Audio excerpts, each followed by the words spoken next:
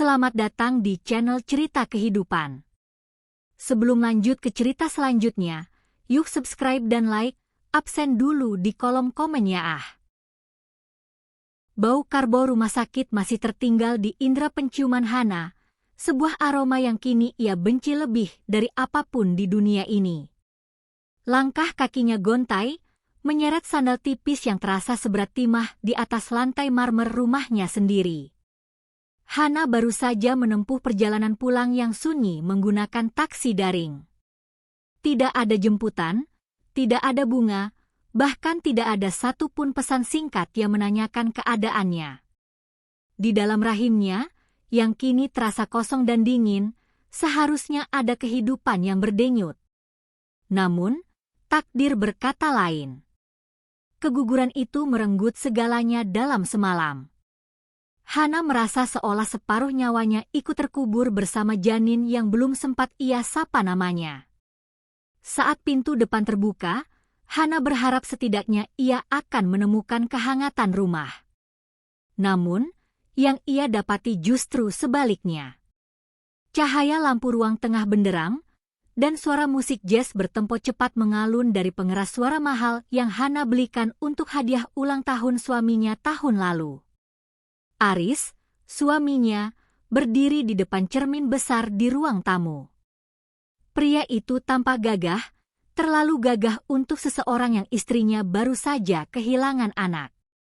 Ia sedang menyemprotkan parfum citrus yang menyengat, merapikan kerah kemeja sutra berwarna biru dongker yang melekat pas di tubuh atletisnya. "Oh, kamu sudah pulang?" tanya Aris tanpa menoleh sedikit pun. Matanya tetap terpaku pada pantulan dirinya di cermin, memastikan setiap helai rambutnya tertata sempurna dengan pomade. Hana mematung di ambang pintu. Tangannya gemetar memegang tas kecil berisi surat kontrol dokter. "Aris, aku baru saja dari rumah sakit. Dokter bilang aku butuh istirahat total selama seminggu ke depan. Aku masih merasa sangat sakit, baik di sini maupun di sini," ucap Hana lembut sambil menyentuh perut dan dadanya. Aris mendengus remeh. Ia berbalik, tapi bukan untuk memeluk Hana. Ia justru menatap jam tangan Rolexnya dengan gelisah. "Hana, dengar. Aku tidak punya waktu untuk drama melankolismu pagi ini. Kamu tahu sendiri betapa pentingnya hari ini bagiku. Ini adalah kesempatan sekali seumur hidup. Tapi kita baru saja kehilangan anak kita, Riz." Suara Hana bergetar, air mata mulai menggenang di pelupuk matanya. "Apa rapat itu lebih penting daripada istrimu yang baru saja dioperasi?" Aris berjalan mendekat, tapi langkahnya tidak membawa empati. Ia berdiri tepat di depan Hana, aromanya yang wangi terasa mencekik bagi Hana yang sedang mual. "Jangan mulai lagi dengan menyalahkan takdir. Keguguran itu biasa, Hana. Mungkin memang rahimmu saja yang lemah. Lagi pula, apa yang kamu harapkan dariku? Duduk di sampingmu sambil menangis seharian? Itu tidak akan menghasilkan uang." Kata-kata itu menghujam jantung Hana lebih tajam daripada pisau bedah dokter. Rahim yang lemah? Aris tahu betul betapa Hana menjaga kandungan itu dengan saksama, bahkan mengorbankan waktu tidurnya agar Aris bisa fokus bekerja tanpa gangguan. "Kenapa sarapanku belum ada di meja?" Aris bertanya dengan nada menuntut, matanya menyapu meja makan yang kosong. "Aku sudah bilang semalam, aku ada rapat pagi. Kamu itu sudah tidak bekerja, tugasmu cuma jadi ibu rumah tangga. Mengurus rumah saja tidak becus, sekarang malah pakai alasan sakit untuk malas-malasan." Hana menatap suaminya dengan tatapan tidak percaya. "Aku baru pulang dari rumah sakit, Aris. Aku baru saja kehilangan darah yang banyak. Bagaimana mungkin aku bisa memasak?" Aris mengibaskan tangan, seolah-olah keluhan Hana adalah lalat yang mengganggu. "Cukup. Aku muak mendengar alasanmu. Kamu itu cuma IRT yang tidak berguna, Hana. Kamu tidak tahu betapa beratnya tekanan di kantorku. Hari ini, aku akan bertemu dengan bos muda yang baru saja ditunjuk dari pusat. Dia cantik, pintar, dan jenius dalam bisnis. Dia adalah standar wanita yang seharusnya ada di samping pria sukses sepertiku, bukan wanita yang hanya bisa meratap dan terlihat kusam seperti ini. Aris mengambil tas kerjanya dan melangkah menuju pintu.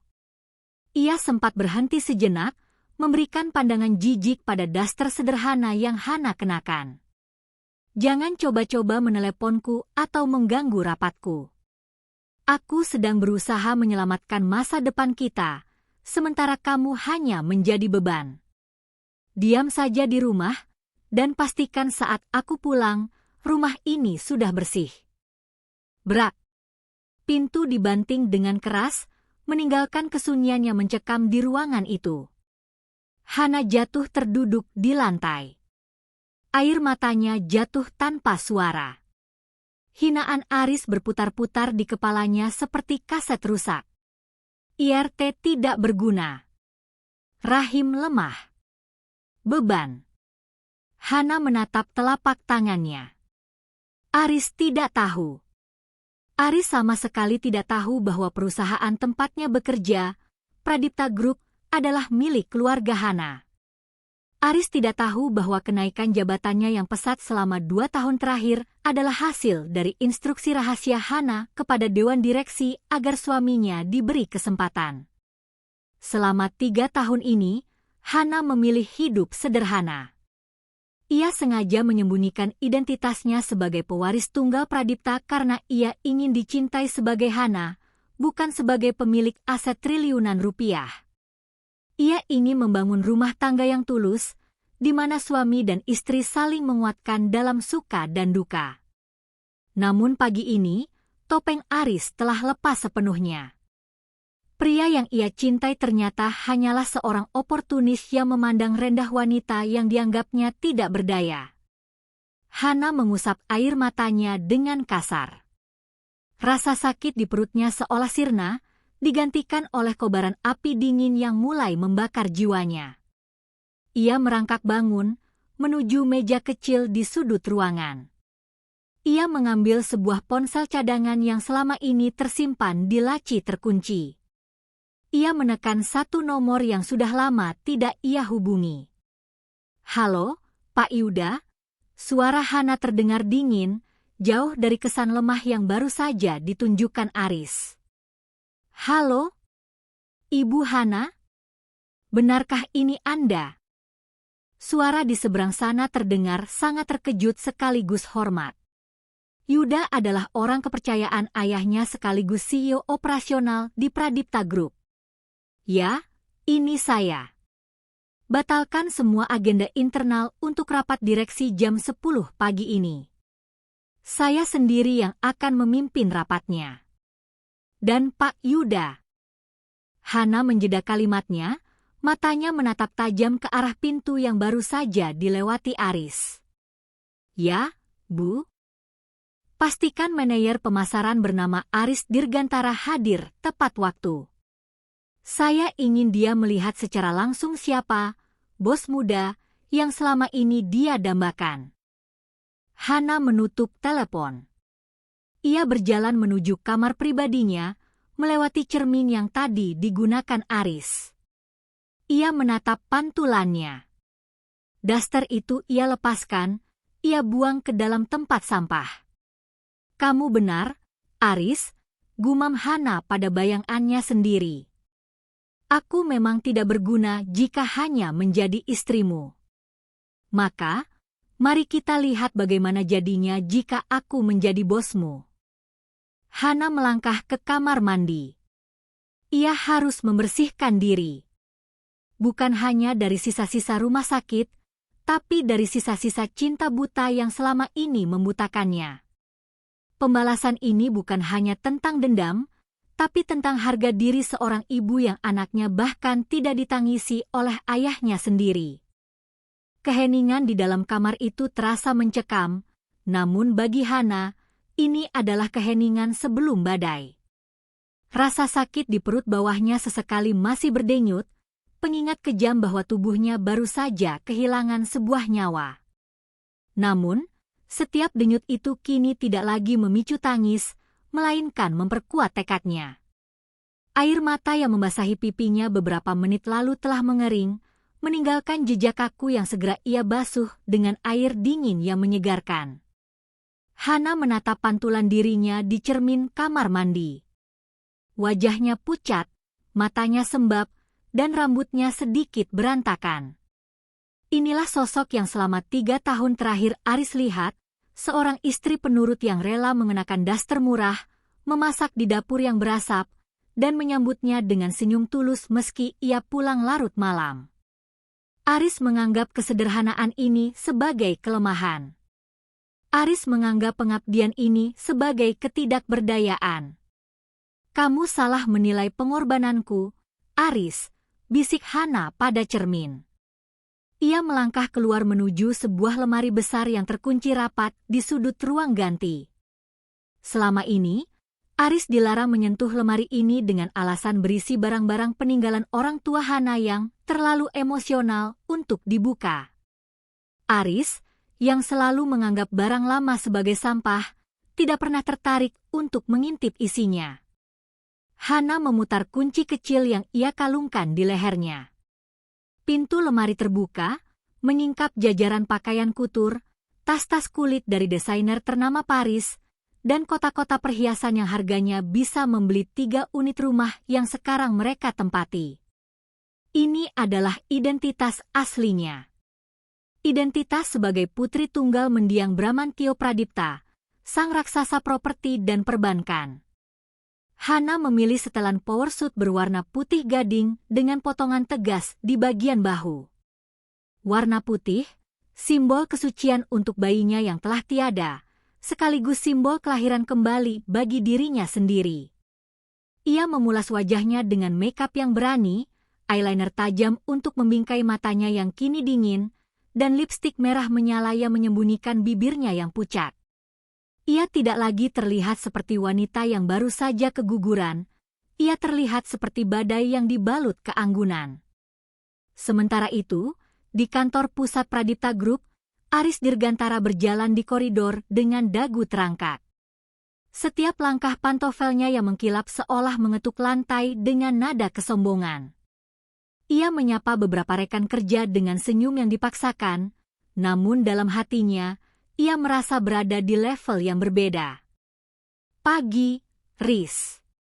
Siap buat presentasi di depan direksi? Tanya Satria, rekan sejawatnya. Aris membenarkan letak dasinya. Tentu saja. Bukan cuma direksi, kabarnya pemilik utama perusahaan ini, ahli waris langsung keluarga Pradipta, bakal datang. Aku sudah menyiapkan segalanya. Kamu tahu sendiri kan, Clarissa bilang aku adalah aset terbaik di divisi ini. Clarissa? Manajer operasional itu? Satria mengangkat alis. Hati-hati, Riz. Dia memang cantik, tapi gosipnya dia hanya pion. Pemilik aslinya jauh lebih berbahaya. Aris tertawa remeh. Bahaya atau tidak, dia tetaplah wanita. Dan aku tahu cara menghadapi wanita. Lihat saja istriku di rumah, dia itu seperti tanah liat di tanganku. Mau aku injak atau aku bentuk, dia tetap diam. Wanita seperti itu memang ditakdirkan untuk melayani pria seperti kita.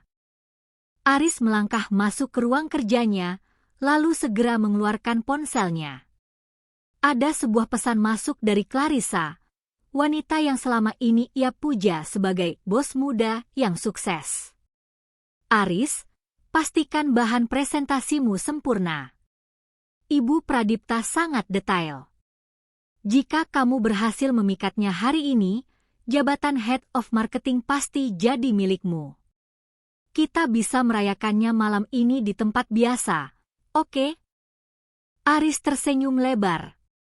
Ia membayangkan hidupnya setelah ini.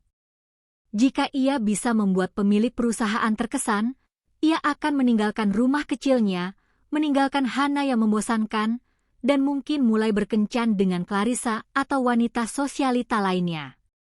Baginya, Hana hanyalah batu loncatan masa lalu yang kini sudah retak dan tidak berguna. Di kediaman Hana, sebuah mobil sedan hitam mewah berhenti tepat di depan pagar. Seorang pria paruh baya dengan setelan jas hitam rapi keluar dari mobil. Itu adalah Pak Yuda. Ia tampak cemas sekaligus lega saat melihat Hana keluar dari rumah. "Ibu Hana, demi Tuhan, saya turut berduka atas kehilangan Anda," ucap Yuda dengan suara rendah dan tulus saat ia membukakan pintu mobil. Yuda adalah satu dari sedikit orang yang tahu bahwa Hana sedang hamil, dan dia juga tahu bagaimana Hana menyembunyikan identitasnya demi cinta. Hana masuk ke dalam mobil, gerakannya sangat anggun dan penuh wibawa. "Terima kasih, Pak Yuda. Tapi duka itu sudah saya titipkan di rumah ini. Sekarang, kita bicara bisnis." Mobil melaju membelah jalanan kota yang padat. Di dalam kabin yang kedap suara, Hana membuka tablet yang diberikan Yuda. "Bagaimana laporan performa Aris Dirgantara selama 3 bulan terakhir?" "Sejujurnya, Bu, dia cukup kompeten, tapi perilakunya sangat bermasalah. Dia sering mengklaim ide bawahannya sebagai miliknya sendiri. Dan yang lebih mengkhawatirkan, dia terlalu dekat dengan Clarissa. Ada indikasi mereka menyalahgunakan dana representasi untuk kepentingan pribadi." Hana tersenyum tipis, sebuah senyuman yang tidak mencapai matanya. "Bagus. Biarkan dia merasa di atas angin sedikit lebih lama. Saya ingin dia memberikan presentasi terbaiknya hari ini. Saya ingin dia merasa bahwa dunia sudah berada di genggamannya sebelum saya meremukan dunianya itu dengan satu kalimat. Apakah Anda yakin dengan kondisi fisik Anda, Bu? Anda baru saja." "Saya sudah mati rasa, Pak Yuda," potong Hana tajam. "Rasa sakit secara fisik tidak ada apa-apanya dibanding saat pria yang saya cintai menyebut saya sampah tidak berguna ketika saya sedang berdarah-darah kehilangan anak kami. Aris ingin melihat bos yang cantik dan pintar, bukan? Saya akan memberikan lebih dari itu. Saya akan memberinya kenyataan yang akan membuatnya pingsan seketika." Hana menatap keluar jendela. Gedung pencakar langit Pradipta Group mulai terlihat di kejauhan. Gedung yang dinamai sesuai nama ayahnya. Gedung yang selama ini menjadi tempat Aris menyombongkan diri, seolah-olah dia adalah raja di sana. 1 jam lagi, Pak Yuda. 1 jam lagi, semua orang di gedung itu akan tahu bahwa ratu mereka telah kembali. Dan Aris akan tahu bahwa pengkhianatan memiliki harga yang sangat mahal. Hana mengambil ponselnya, lalu mengirimkan satu pesan singkat ke nomor Aris, nomor pribadi yang Aris pikir adalah nomor lama Hana yang sudah mati. "Nikmati rapatmu, Aris. Semoga bos muda yang cantik itu bisa memberikan apa yang tidak bisa diberikan oleh IRT tidak berguna, sepertiku." Di kantornya, Aris melihat pesan itu masuk. Ia menggeram kesal. "Wanita gila. Beraninya dia menerorku saat aku akan rapat besar." Aris langsung memblokir nomor tersebut tanpa ragu, lalu berjalan menuju ruang rapat utama dengan penuh percaya diri, tidak menyadari bahwa ia baru saja menutup pintu pengampunan terakhirnya. Gedung Pradipta Group berdiri kokoh dengan dinding kaca yang memantulkan langit Jakarta yang kelabu. Di lantai paling atas, di dalam ruang rapat utama yang dindingnya dilapisi kayu eboni dan teknologi mutakhir, suasana terasa tegang. Harum kopi mahal bercampur dengan aroma parfum pria dan wanita kelas atas. Di ujung meja oval yang panjang, Aris Dirgantara duduk dengan tegak, sesekali merapikan lengan kemejanya yang sedikit keluar dari jas. Di sampingnya, Clarissa, sang manajer operasional yang selama ini dianggap Aris sebagai puncak karir wanita, tampak sibuk memeriksa iPad-nya. Sesekali ia melirik Aris dengan senyum penuh arti.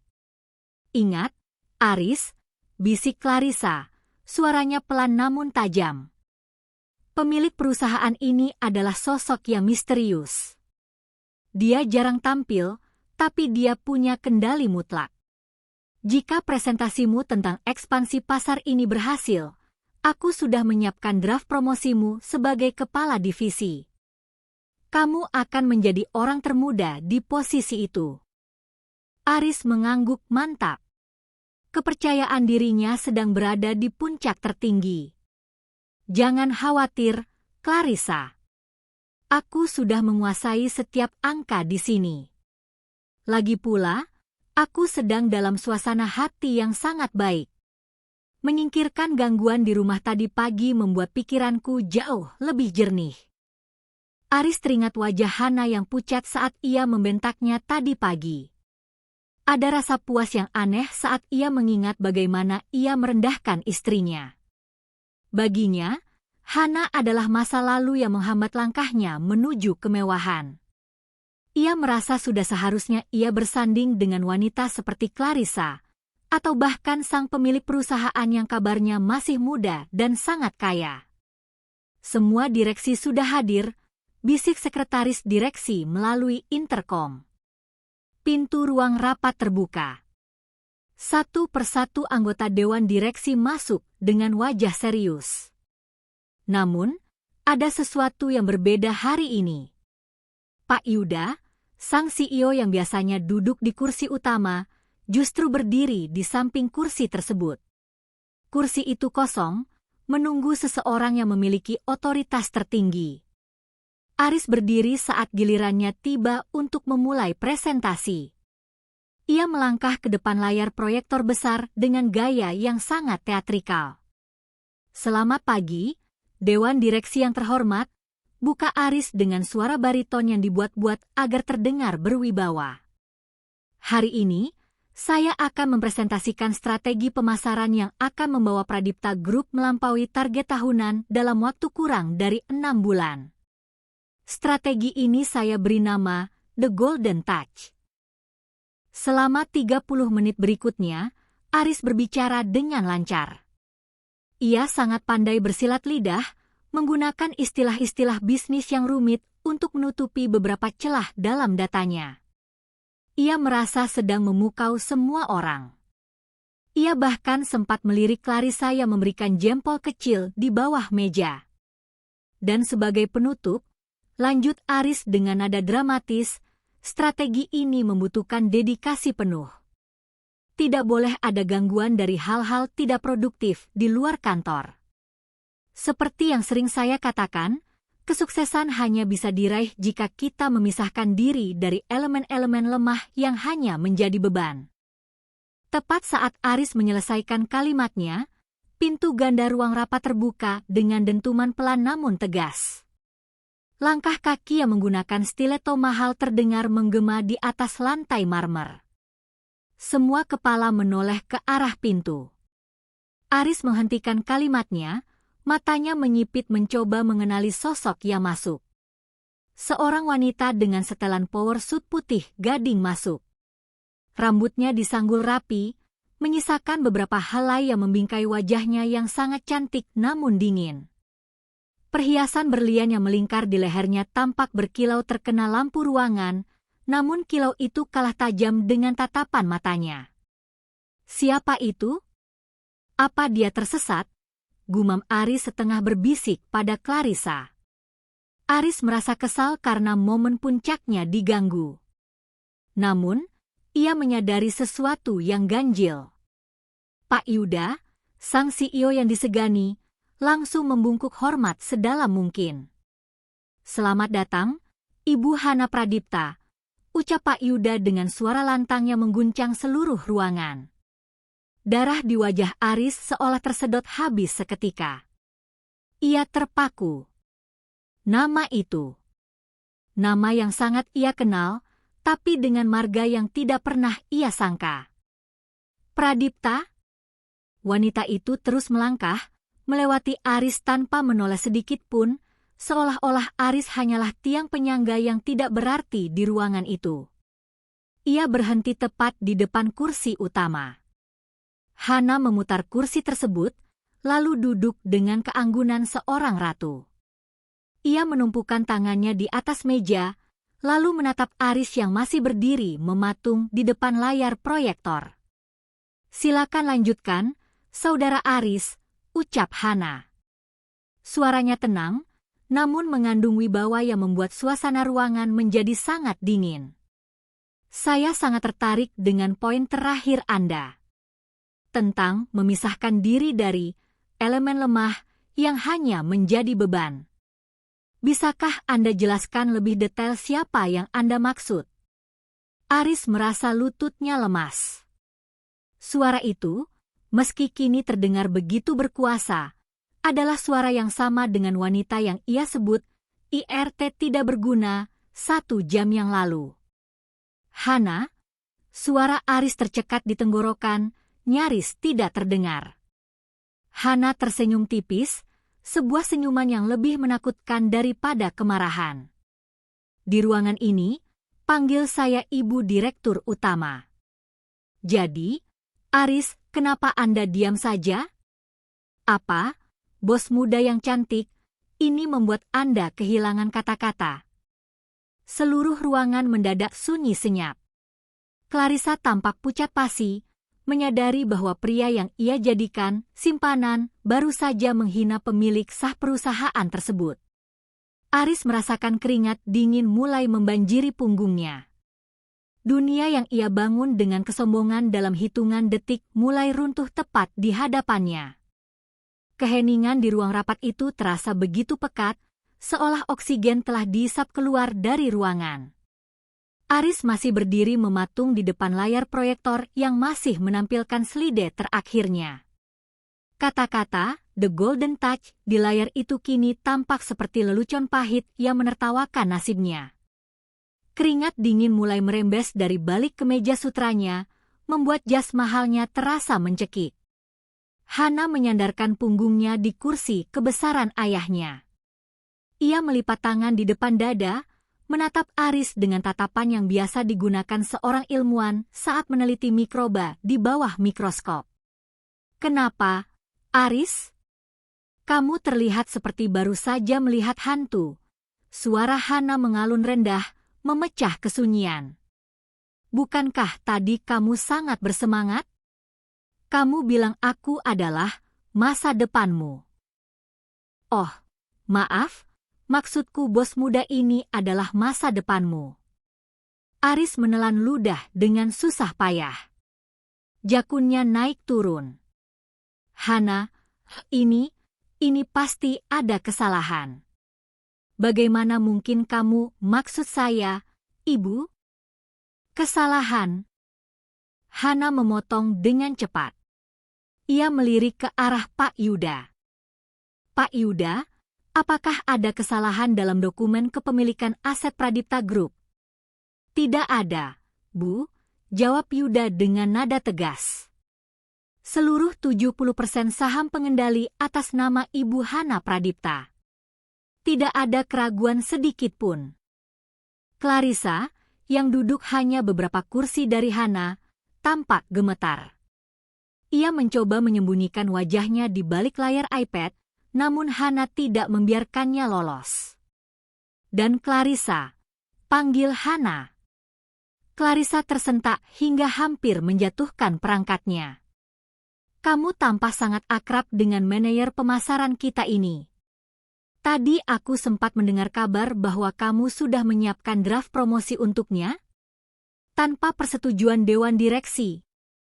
"Ibu, saya hanya..." "Aris memiliki performa yang baik," jawab Clarissa dengan suara mencicit, jauh dari kesan wanita karir yang angkuh seperti biasanya. Hana tertawa kecil, namun tawa itu tidak mengandung kegembiraan. "Performa yang baik? Mari kita lihat performa yang sebenarnya." Hana menekan sebuah tombol di meja kendali di depannya. Layar proyektor yang tadinya menampilkan presentasi Aris kini berubah. Muncul jajaran data keuangan dan bukti transaksi yang disorot dengan warna merah. Ini adalah laporan audit internal yang dilakukan secara rahasia selama 1 bulan terakhir, ujar Hana. Suaranya kini setajam silet. Aris Dirgantara, kamu mengklaim proyek ekspansi di Jawa Barat sebagai hasil kerjamu. Padahal, 90% strateginya disusun oleh staf magang yang kemudian kamu ancam agar tidak buka suara. Dan Clarissa, kamu menyetujui anggaran, jamuan klien, sebesar 200 juta rupiah bulan lalu.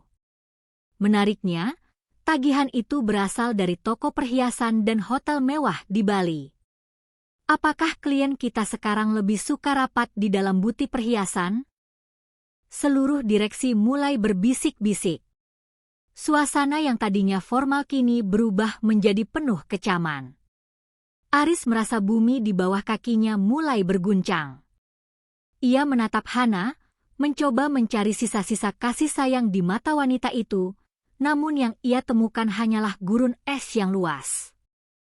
Hana, tolong kita bisa bicara di rumah, bisik Aris, suaranya parau penuh permohonan. Aku melakukan ini untuk kita. Aku ingin sukses agar bisa membahagiakanmu. Hana bangkit dari kursinya. Ia berjalan perlahan mengitari meja, mendekati Aris. Setiap ketukan sepatunya terasa seperti palu hakim yang menghujam jantung Aris. Saat ia berdiri tepat di depan suaminya, Hana merapikan kerah jas Aris yang sedikit miring. Gerakan yang biasa ia lakukan setiap pagi di rumah, namun kali ini terasa seperti sebuah penghinaan. Membahagiakanku? Hana berbisik cukup keras agar didengar oleh orang-orang di barisan depan. Dengan menyebutku IRT tidak berguna saat aku sedang kesakitan karena kehilangan anak kita? Dengan memuji wanita lain di depanku seolah-olah aku ini sampah. Hana menarik diri, lalu berbicara dengan suara lantang ke seluruh ruangan. Aris Dirgantara, hari ini bukan hanya kariermu yang berakhir.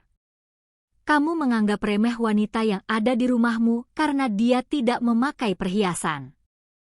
Kamu menganggap kesederhanaan adalah ketidakmampuan. Hari ini, Pradipta Group secara resmi memutus hubungan kerja denganmu dan Clarissa atas dasar penggelapan dana dan pelanggaran kode etik berat. Hana, jangan, teriak Aris panik.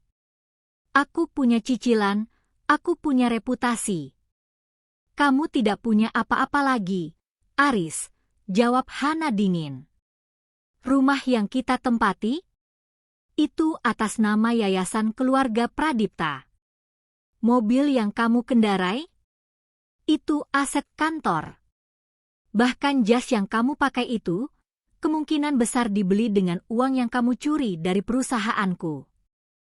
Hana berbalik arah, kembali menuju kursinya. Pak Yuda, tolong panggil petugas keamanan. Saya ingin mereka dikawal keluar dari gedung ini sekarang juga. Dan pastikan daftar hitam mereka tersebar di seluruh jaringan perbankan dan properti. Saya tidak ingin ada perusahaan di bawah naungan Pradipta atau rekanan kita yang mempekerjakan benalu seperti mereka. Aris jatuh berlutut. Rasa malu, panik, dan penyesalan yang terlambat menghantamnya sekaligus. Ia melihat Clarissa yang sudah menangis terseduh-seduh, berusaha memohon pada direktur lain namun diabaikan. Aris menatap Hana yang kini duduk dengan angkuh. Ia menyadari satu hal yang paling menyakitkan, wanita yang tadi pagi ia hina sebagai beban, sebenarnya adalah satu-satunya orang yang selama ini memikul seluruh beban hidupnya di pundaknya yang kuat. Hana, maafkan aku, gumam Aris sebelum pandangannya mulai kabur. Stres yang luar biasa dan syok yang menghantam jantungnya membuat dunia di sekitarnya mendadak gelap.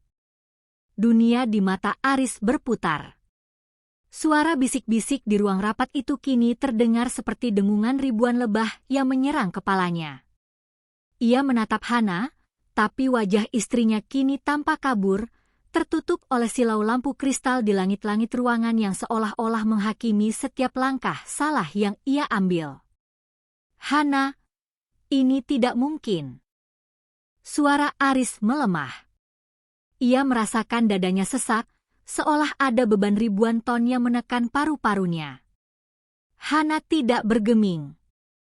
Ia hanya memperhatikan dengan tatapan datar saat pria yang tadi pagi begitu pongah itu kini merosot di samping meja rapat yang dingin. Aris mencoba meraih ujung meja untuk menopang tubuhnya, namun tangannya yang gemetar justru menyenggol gelas air mineral hingga tumpah, membasahi dokumen presentasi yang tadinya ia banggakan. "Maaf, Ibu Hana," interupsi Pak Yuda. "Petugas keamanan sudah di depan pintu." Tepat saat dua petugas keamanan berseragam gelap masuk ke ruangan, kekuatan di kaki Aris benar-benar lenyap. Kepalanya terkulai, dan pandangannya menggelap sepenuhnya. Aris jatuh pingsan di lantai ruang rapat, tepat di bawah kaki para direksi yang dulu ia coba buat terkesan. Pria yang 1 jam lalu menyebut dirinya sebagai punggawa masa depan, kini tergeletak tak berdaya seperti tumpukan pakaian kotor. Clarissa menjerit kecil, bukan karena khawatir pada Aris, melainkan karena ia takut nasibnya akan jauh lebih buruk. Ia segera berlutut di depan Hana, mengabaikan martabatnya sebagai manajer yang selama ini ia bangun dengan penuh kepalsuan. "Ibu Hana, tolong. Saya dipengaruhi oleh Aris. Dia yang merayu saya untuk memanipulasi anggaran itu. Saya hanya korban," ratap Clarissa dengan air mata yang merusak riasan wajahnya. Hana menatap Clarissa dengan rasa jijik yang tak tertutup. "Korban?" Seorang wanita yang sadar betul sedang menikmati uang dari perusahaan orang lain dan menghina istri sah rekan kerjanya bukanlah korban, Clarissa. Kamu adalah pelaku. Dan pelaku harus menanggung konsekuensinya. Hana memberikan isyarat kepada petugas keamanan. "Bawa pria ini ke klinik kantor agar dia sadar, lalu serahkan dia dan wanita ini kepada tim hukum kita. Saya ingin tuntutan penggelapan dana diproses sore ini juga. Jangan biarkan mereka membawa satu pun barang dari meja kerja mereka." "Baik, Bu." Petugas keamanan menarik Aris yang masih tak sadarkan diri keluar dari ruangan, menyeretnya melewati lorong yang sama di mana beberapa menit lalu ia berjalan dengan penuh kesombongan. Clarissa dipaksa berdiri dan digiring keluar sambil terus menangis memohon ampunan, namun tak satu pun direktur di ruangan itu yang berani menatapnya. Setelah pintu ruang rapat tertutup kembali, kesunyian kembali menyelimuti. Hana menghela napas panjang, sebuah napas yang terasa berat. Kemenangan ini seharusnya terasa manis, namun ada rasa pahit yang tersisa di pangkal tenggorokannya. Ia teringat janin yang hilang, anak yang seharusnya memiliki seorang ayah yang hebat, bukan seorang pengkhianat yang pingsan karena ketakutan kehilangan harta. "Ibu Hana, apakah Anda ingin menunda sisa rapat ini?" tanya Pak Yuda lembut. Ia bisa melihat guratan kelelahan di balik topeng ketegasan Hana. Hana memejamkan mata sejenak, mengumpulkan sisa-sisa kekuatannya. "Tidak, Pak Yuda. Bisnis tidak berhenti hanya karena 1 atau 2 orang sampah dibersihkan. Kita lanjutkan agenda tentang restrukturisasi divisi pemasaran. Saya ingin orang-orang yang jujur dan kompeten naik ke permukaan." Selama 2 jam berikutnya, Hana memimpin rapat dengan kecerdasan yang memukau. Ia membedah satu persatu masalah perusahaan yang selama ini sengaja disembunyikan oleh Aris dan antek-anteknya. Para direksi yang tadinya meragukan kemampuannya kini tertunduk hormat. Mereka menyadari bahwa Hana bukan sekadar ahli waris yang beruntung. Ia adalah seorang pradipta sejati yang memiliki insting bisnis tajam dan hati baja. Saat rapat berakhir, Hana tetap duduk di kursinya saat semua orang telah keluar. Ruangan itu kini sunyi. Ia mengambil ponselnya yang sempat ia matikan. Ada puluhan notifikasi masuk dari nomor-nomor yang tidak dikenal, mungkin teman-teman Aris atau kolega yang sudah mendengar kabar kejatuhan sang manajer bintang. Hana menghapus semuanya tanpa membaca. Ia kemudian membuka galeri foto di ponselnya. Ada satu foto yang ia simpan di folder tersembunyi, foto hasil USG pertama dan terakhir yang ia lakukan sendirian. Ibu sudah membalaskan sakitmu, nak, bisik Hana lirih. Air mata yang sejak pagi ia tahan akhirnya jatuh satu tetes, membasahi layar ponselnya. Sekarang, kita benar-benar bebas dari dia. Hana bangkit, merapikan setelan putih gadingnya yang masih tampak sempurna. Ia tidak akan pulang ke rumah yang penuh kenangan buruk itu. Ia sudah meminta Pak Yuda untuk mengirimkan tim pengemas untuk mengambil barang-barang pribadinya dan mengganti semua kunci rumah. Mulai malam ini, Aris tidak akan punya tempat untuk kembali. Hana melangkah keluar dari ruang rapat menuju lift pribadi. Saat pintu lift terbuka di lobi utama, ia melihat dari kejauhan Aris sedang didudukkan di kursi tunggu oleh petugas keamanan, wajahnya pucat pasi dan rambutnya berantakan. Saat mata mereka bertemu sekejap, Aris mencoba berdiri dan berteriak memanggil namanya, namun Hana terus melangkah menuju mobil sedan hitamnya yang sudah menunggu. Bagi Hana, Aris Dirgantara sudah mati bersama dengan duka kegugurannya pagi tadi. Yang tersisa kini hanyalah Hana Pradipta, sang pemilik kerajaan yang tak akan lagi membiarkan siapapun menginjak harga dirinya. Udara di lobi utama gedung Pradipta Group terasa begitu dingin, namun bagi Aris, suhu tersebut seolah menusuk hingga ke tulang sumsumnya. Ia duduk di kursi tunggu kayu yang keras, dijaga oleh 2 orang security bertubuh tegap yang biasanya membungkuk hormat saat ia melintas. Kini, mereka menatapnya dengan pandangan merendahkan, seolah ia adalah hama yang harus segera disingkirkan dari bangunan megah itu. Aris baru saja tersadar dari pingsannya beberapa menit yang lalu. Kepalanya masih berdenyut hebat, dan rasa mual di perutnya tak kunjung hilang. Setiap kali ia mencoba mengingat kejadian di ruang rapat, dadanya terasa sesak. Wajah Hana, istri yang ia remehkan, kini membayang sebagai sosok raksasa yang siap melumatnya tanpa sisa. Pak Aris, silakan serahkan kartu akses dan semua aset kantor yang Anda bawa, ucap salah satu security dengan suara datar tanpa emosi. Tapi saya masih punya barang di ruangan saya. Suara Aris parau, nyaris hilang.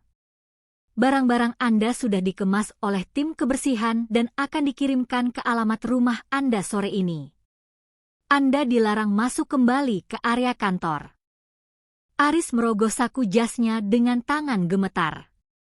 Ia mengeluarkan kartu akses berwarna emas yang selama ini menjadi kebanggaannya, simbol statusnya sebagai manajer elit. Saat kartu itu berpindah tangan, Aris merasa separuh nyawanya ikut dicabut. Ia berdiri dengan kaki yang masih lemas, mencoba melangkah keluar melewati pintu kaca otomatis yang besar.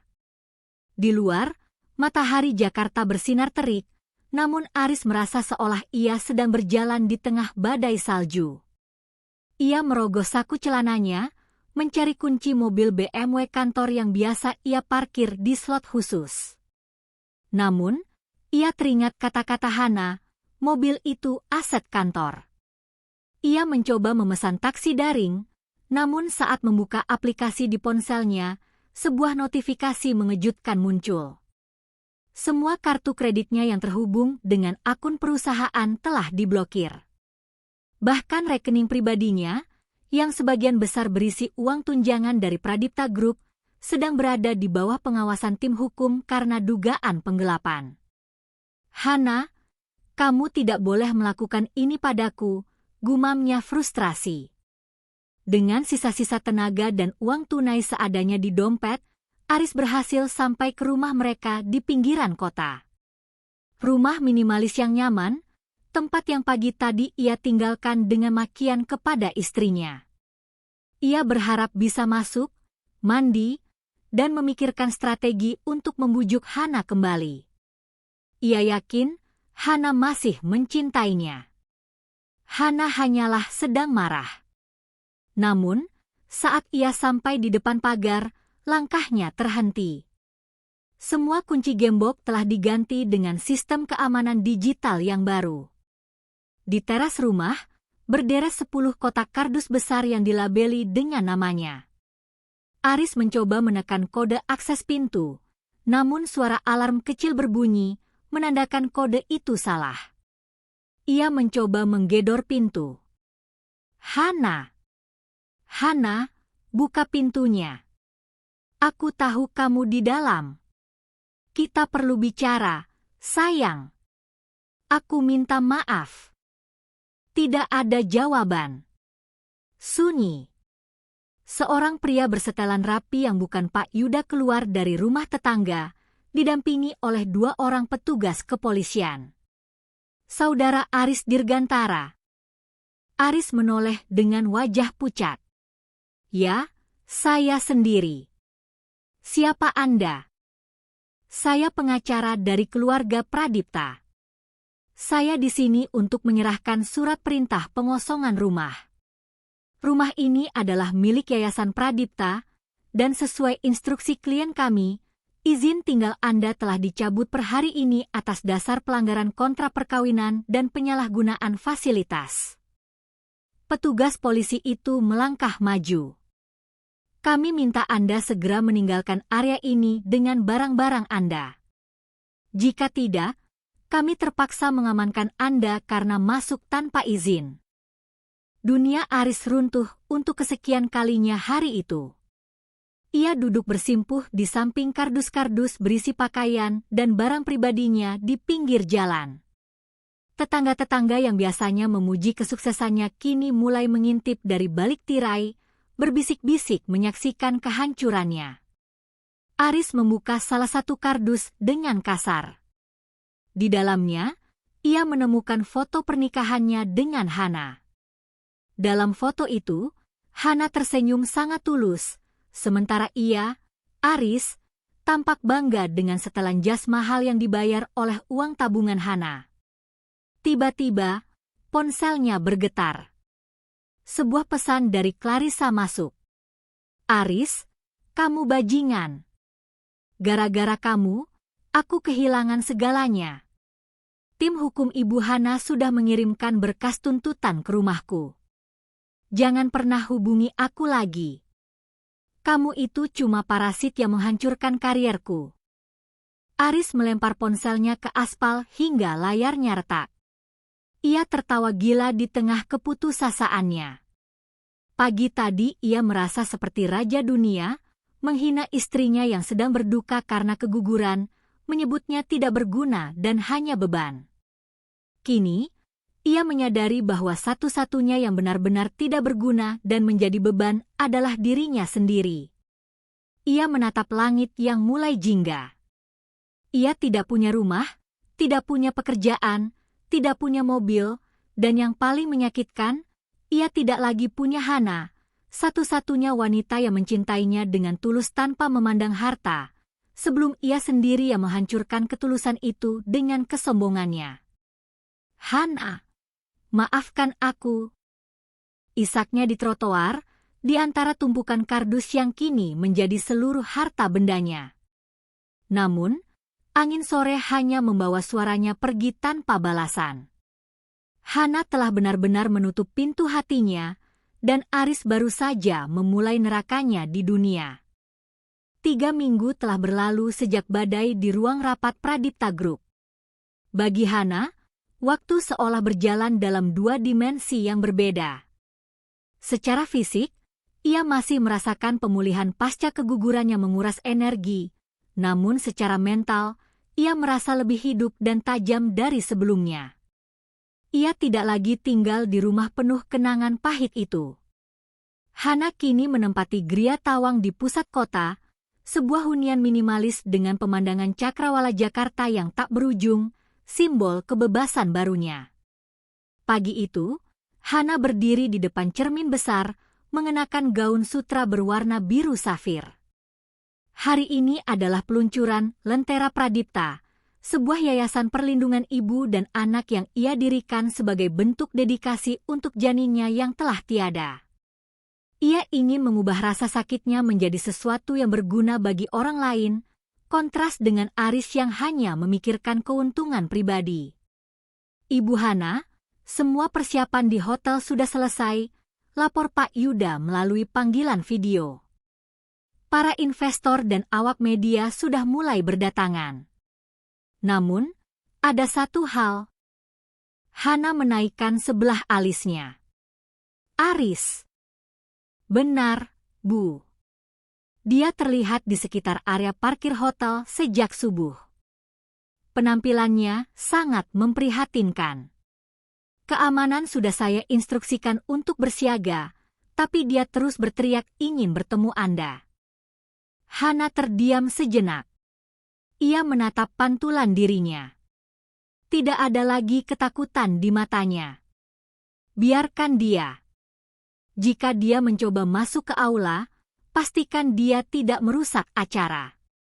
Tapi jika dia hanya ingin menonton dari jauh, biarkan dia melihat apa yang bisa dilakukan oleh IRT tidak berguna, ini tanpa bebannya.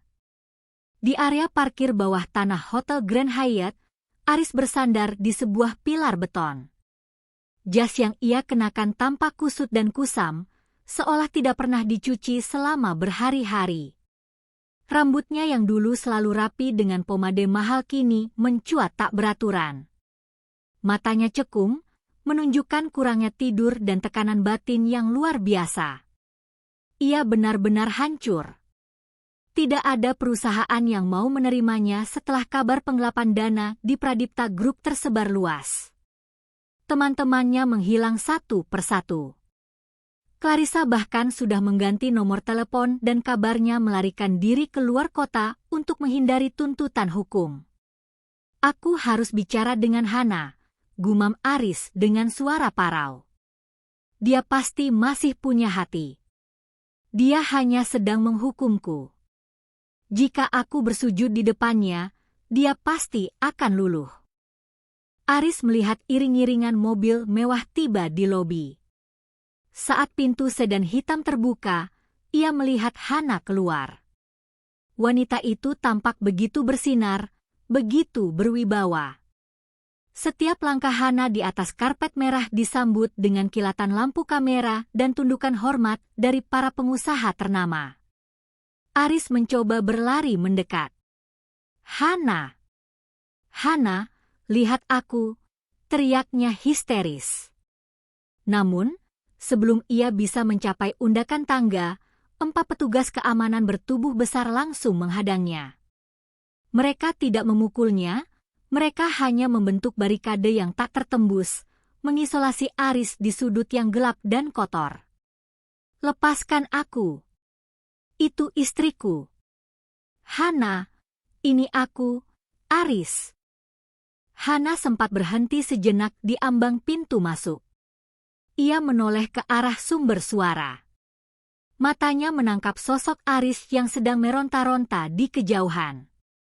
Untuk sesaat, ada rasa iba yang melintas, namun rasa itu segera terkubur oleh ingatan saat Aris membentaknya ketika ia sedang berdarah dan menangis di lantai rumah mereka.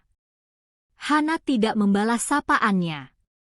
Ia hanya memberikan anggukan tipis kepada kepala keamanan, sebuah isyarat untuk tetap menjaga ketertiban, lalu ia berbalik dan masuk ke dalam aula yang megah dengan kepala tegak.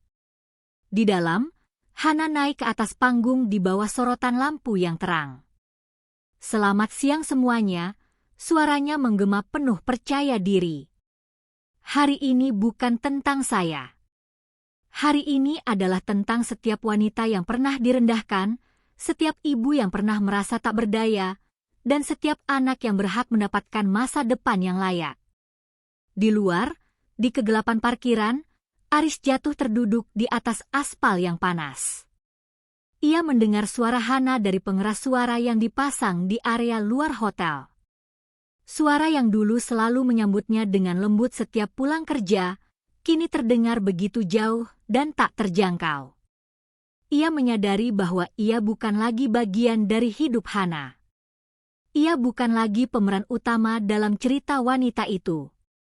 Ia hanyalah sebuah catatan kaki yang memalukan, sebuah kesalahan yang telah Hana koreksi dengan cara yang paling elegan. Aku benar-benar kehilanganmu, Han, isak Aris sendirian.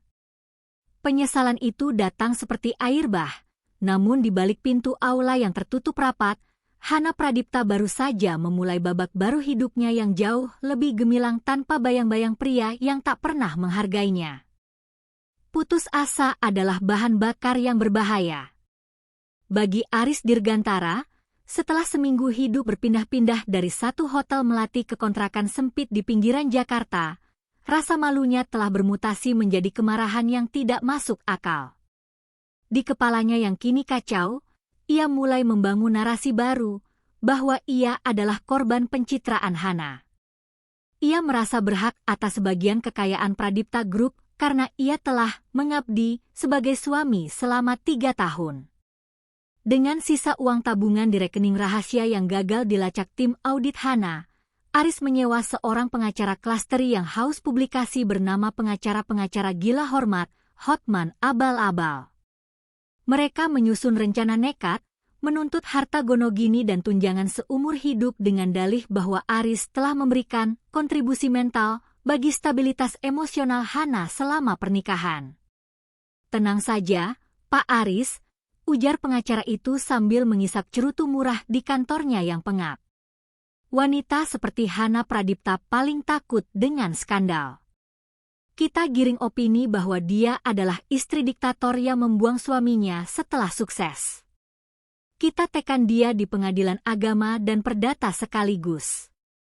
Hana sedang duduk di ruang kerjanya yang berdinding kaca saat Pak Yuda masuk dengan wajah kaku. Sebuah map biru diletakkan di atas meja mahoni. Dia benar-benar tidak tahu malu, Bu, ucap Yuda ketus. Aris mengajukan gugatan harta gonogini. Dia menuntut 50% dari aset rumah di pinggiran kota itu, sebuah apartemen yang pernah Anda sewa atas nama perusahaan, dan yang paling gila, dia meminta tunjangan bulanan sebesar 100 juta rupiah sebagai kompensasi atas kerugian karir yang ia alami akibat pemecatan sepihak. Hana membuka map itu, membaca poin demi poin tuntutan Aris. Bukannya marah, Hana justru tersenyum tipis. Senyum yang membuat Pak Yuda merinding. Dia ingin bermain hukum. Hana menutup map itu perlahan. Baiklah. Berikan dia panggung yang dia inginkan. Tapi beritahu tim hukum kita, jangan gunakan pengacara korporat biasa. Panggil pengacara spesialis tindak pidana pencucian uang dan hukum keluarga paling kejam yang kita miliki. Sidang mediasi pertama digelar di sebuah ruangan tertutup yang tegang. Aris datang dengan setelan jas lama yang tampak kebesaran karena berat badannya yang turun drastis. Ia mencoba memasang wajah tegar, sesekali melirik Hana yang duduk di seberang meja dengan keanggunan yang tak tergoyahkan. Hana tampak seperti Dewi Keadilan yang sedang bosan, mengenakan bros berlian berbentuk mawar hitam di dadanya. Klien kami hanya meminta haknya sebagai suami, buka pengacara Aris dengan nada tinggi yang dibuat-buat. Selama 3 tahun, klien kami telah bekerja keras membangun karir di bawah naungan Pradipta Group, yang mana keuntungannya secara tidak langsung dinikmati oleh Ibu Hana. Pemecatan sepihak dan pengusiran dari rumah telah menyebabkan trauma psikologis berat bagi saudara Aris. Hana tetap diam, membiarkan pengacara Aris membual selama 15 menit.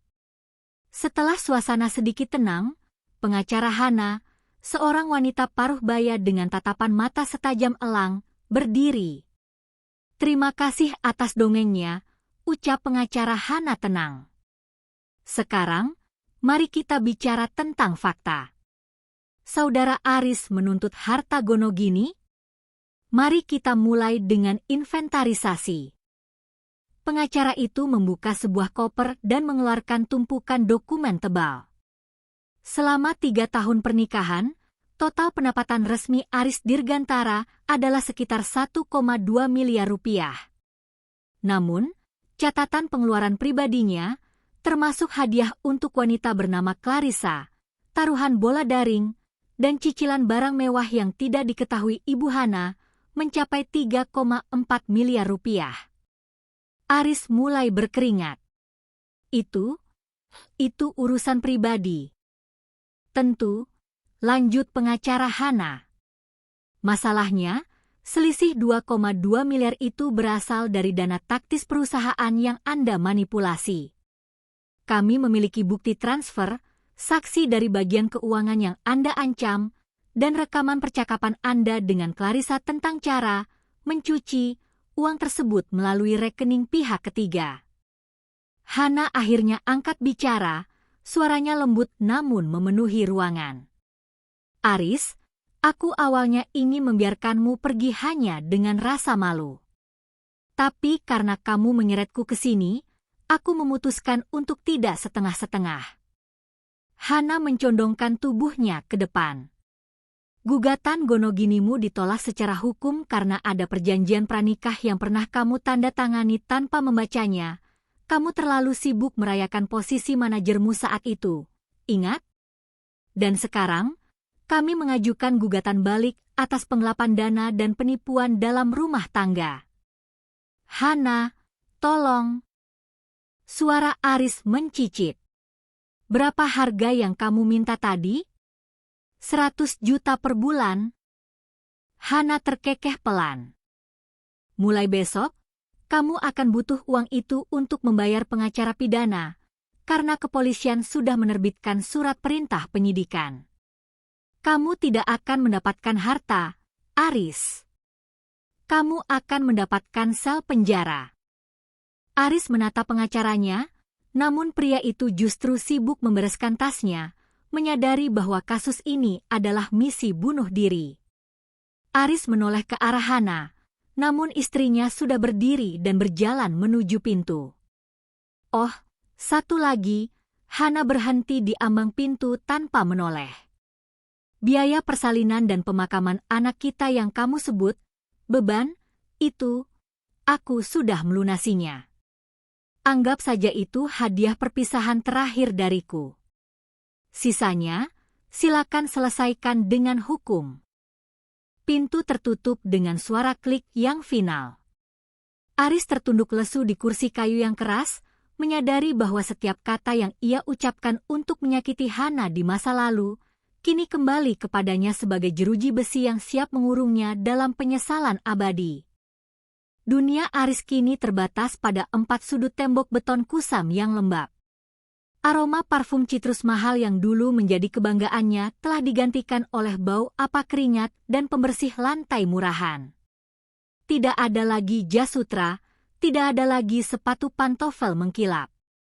Yang tersisa hanyalah seragam oranye kasar yang membuat kulitnya gatal dan sepasang sandal jepit karet yang menipis. Proses hukum berjalan jauh lebih cepat dari yang Aris bayangkan. Dengan bukti-bukti yang disusun rapi oleh tim hukum Pradipta Group, mulai dari rekaman percakapan hingga alur transfer dana gelap, hakim tidak butuh waktu lama untuk menjatuhkan vonis. Aris dinyatakan bersalah atas penggelapan dana perusahaan dan penipuan dokumen. Ia dijatuhi hukuman 4 tahun penjara dan denda miliaran rupiah yang mustahil bisa ia bayar. Di dalam sel, Aris duduk di atas dipan kayu yang keras. Ia menatap jeruji besi yang membiaskan cahaya matahari sore yang pelit. Setiap kali ia memejamkan mata, ia melihat wajah Hana. Bukan wajah Hana yang menangis di lantai rumah mereka, melainkan wajah Hana yang berdiri angun di ruang rapat, menatapnya seolah ia adalah debu yang mengganggu pemandangan. Aris Dirgantara, ada kunjungan untukmu, seru sipir penjara dengan nada malas. Jantung Aris berdegup kencang. Hana? Apakah Hana datang untuk membebaskanku? Apakah dia akhirnya merasa iba? Aris segera merapikan rambutnya yang kini dicukur pendek dengan tangan yang gemetar. Ia berjalan menuju ruang kunjungan dengan harapan yang membumbung tinggi. Namun, di balik kaca pembatas, bukan Hana yang duduk menunggunya, melainkan ibunya, seorang wanita tua dari kampung yang tampak 10 tahun lebih tua sejak terakhir kali Aris menemuinya.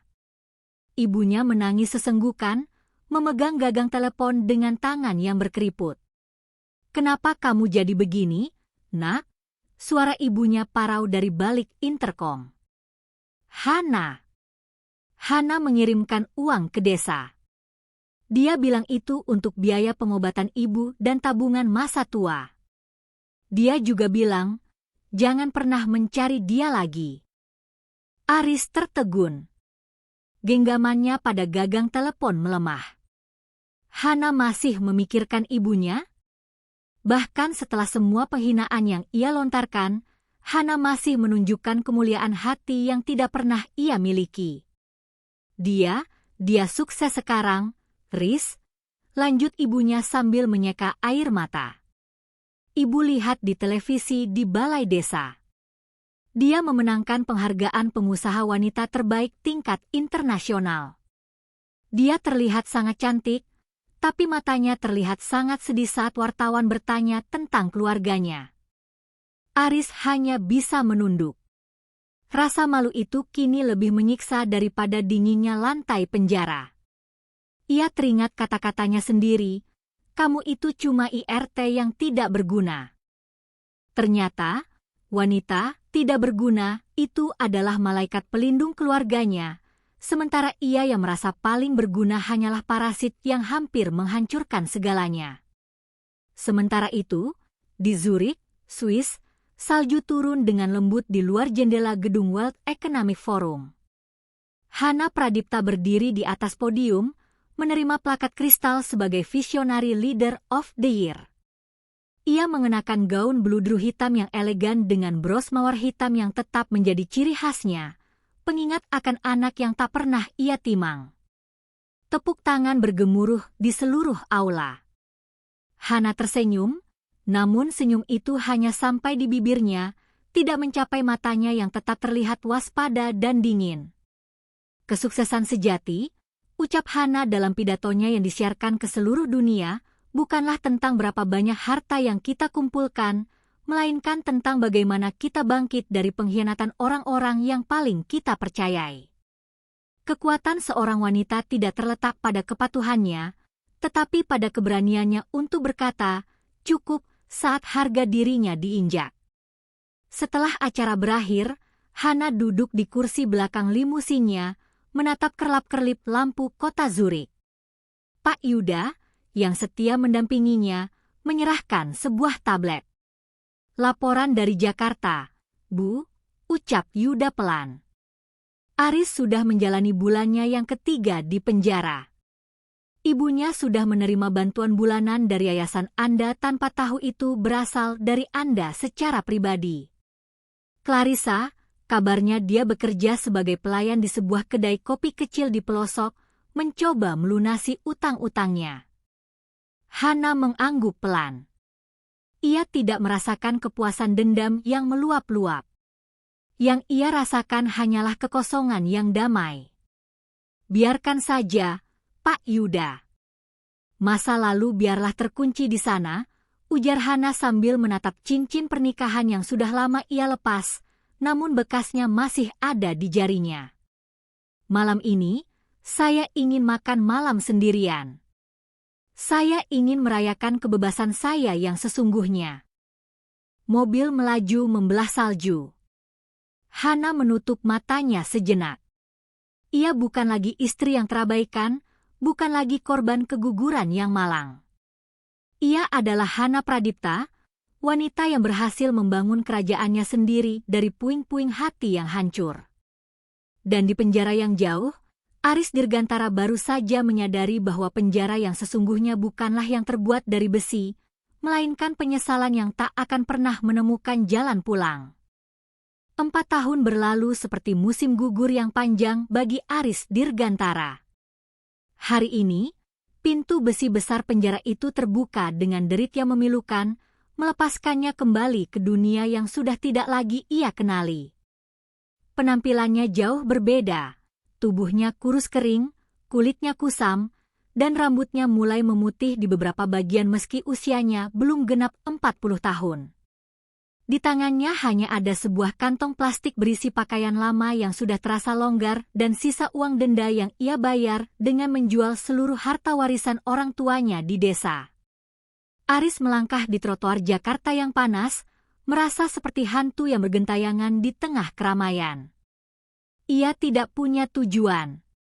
Ibunya telah meninggal dunia setahun yang lalu karena sakit tua, dan Hana, sesuai janjinya, telah mengurus pemakaman wanita itu dengan sangat layak, meski Aris hanya bisa menangis di balik jeruji besi tanpa bisa memberikan penghormatan terakhir. Langkah kaki Aris membawanya ke depan sebuah gedung pencakar langit yang sangat ia kenal. Pradipta Tower. Gedung itu kini tampak lebih megah, dengan layar LED raksasa di bagian depannya yang menampilkan wajah seorang wanita yang sangat ia rindukan sekaligus ia takuti.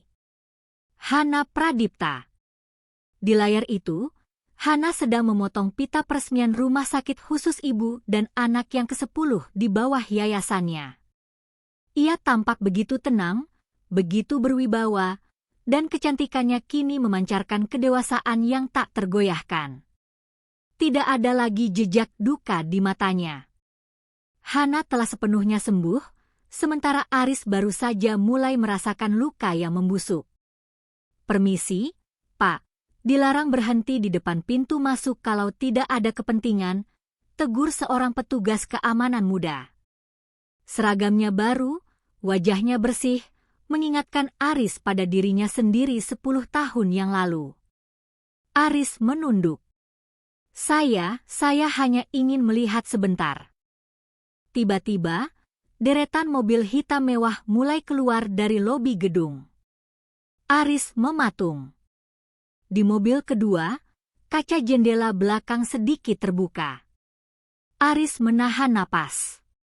Selama beberapa detik yang terasa seperti keabadian, ia melihat profil samping wajah Hana.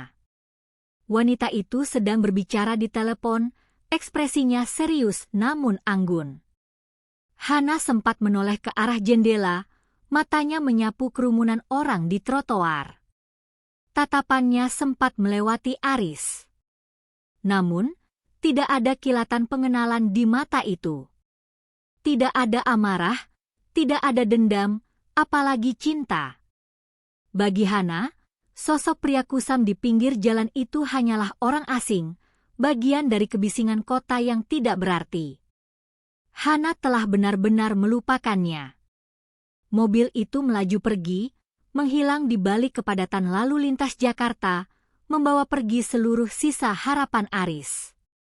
Sore itu, Hana duduk di balkon geria tawangnya, menyesap teh melati hangat. Di pangkuannya terdapat sebuah album foto kecil yang baru saja ia susun. Isinya bukan foto masa lalu, melainkan foto-foto anak-anak yatim piatu yang ia asuh melalui yayasannya. Pak Yuda masuk membawa sebuah laporan terakhir. "Ibu, Aris Dirgantara sudah bebas hari ini. Dia terlihat di depan kantor tadi siang, namun sekarang dia sudah pergi menuju terminal bus. Sepertinya dia memutuskan untuk pulang ke desa dan menetap di sana sebagai petani." Hana meletakkan cangkir tehnya. Ia menatap matahari terbenam yang mewarnai langit Jakarta dengan warna ungu dan emas. "Terima kasih, Pak Yuda. Itu adalah informasi terakhir yang ingin saya dengar tentang dia. Tolong, jangan pernah sebut namanya lagi di hadapan saya." "Baik, Bu. Dan satu lagi, selamat atas pencapaian Anda hari ini. Anda telah membuktikan bahwa seorang wanita bisa berdiri lebih tinggi tanpa harus bersandar pada bahu yang rapuh." Hana tersenyum. Kali ini, senyumnya tulus dan mencapai matanya. "Saya tidak membuktikan apapun pada siapapun, Pak Yuda. Saya hanya sedang menjadi diri saya sendiri."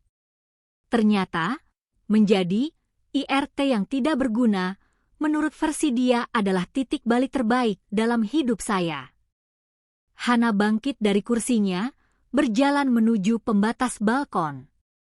Ia menghirup udara malam yang segar.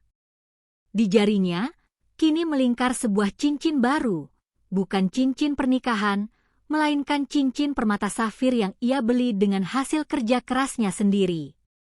Ia teringat 1 jam yang menyakitkan 4 tahun lalu, saat ia pingsan di rumah sakit setelah keguguran, dan 1 jam yang luar biasa saat ia melihat Aris pingsan di ruang rapat. Hidup memang penuh dengan putaran yang tak terduga. Selamat tinggal, masa lalu, bisik Hana pada angin malam. Hana melangkah masuk ke dalam rumahnya yang benderang, meninggalkan kegelapan di luar. Ia telah kehilangan seorang anak, namun ia telah melahirkan kembali dirinya sendiri sebagai wanita yang jauh lebih kuat. Mahkota yang dulu ia sembunyikan kini telah terpasang permanen di kepalanya, bukan karena harta atau nama besar keluarga, melainkan karena harga diri yang ia perjuangkan dengan air mata dan darah. Kisah Hana bukan lagi tentang pengkhianatan suami, melainkan tentang kejayaan seorang wanita yang berhasil mengubah puing-puing kehancurannya menjadi sebuah istana yang tak tertembus. Dan di desa yang jauh, Aris akan menghabiskan sisa hidupnya dengan mencangkul tanah, teringat setiap hari bahwa ia pernah memiliki segalanya, namun membuangnya demi sebuah kesombongan yang kini menjadi debu. Selesai.